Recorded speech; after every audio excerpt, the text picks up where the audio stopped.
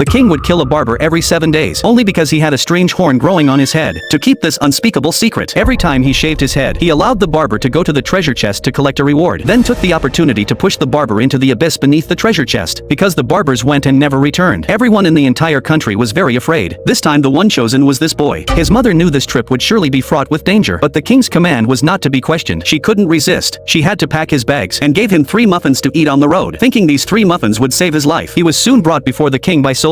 After the soldiers left, the king drew the sword at his side, then sat in the chair and removed the hat from his head. He was immediately terrified by the scene before him. Incredibly, the outwardly magnificent king had such a peculiar horn. He tried to suppress the fear in his heart, made soap foam and applied it to the king's head, then sharpened the sword he carried with him and began shaving the king's head. Although he was a bit afraid, the boy shaved very decisively. Soon he had shaved all the hair from the king's head. The king took the sword from the boy's hand, carefully looked at the image in the mirror, and found that after shaving his head he was even more handsome. He happily put away the sword and let the boy enter the treasure chest to choose a treasure as payment. When the boy happily opened the box, the king pushed him down. Inside the box, the boy fell endlessly and ultimately landed in an underground river. Only after seeing the boy washed away by the river water did the king close the box with satisfaction. Fortunately, when the boy woke up he wasn't dead. He found himself in the middle of a pile of white bones. Perhaps these bones were the barbers killed by the king in recent years. Just as the boy was puzzled about how to get out, suddenly there was a huge object crawling in the bone pile, moving toward the boy, making him panic and climb up the bone pile. Suddenly a huge snake head emerged from the bone pile. He immediately took out his flute and started playing. The huge snake head immediately seemed to be struck by a spell and unexpectedly coiled up.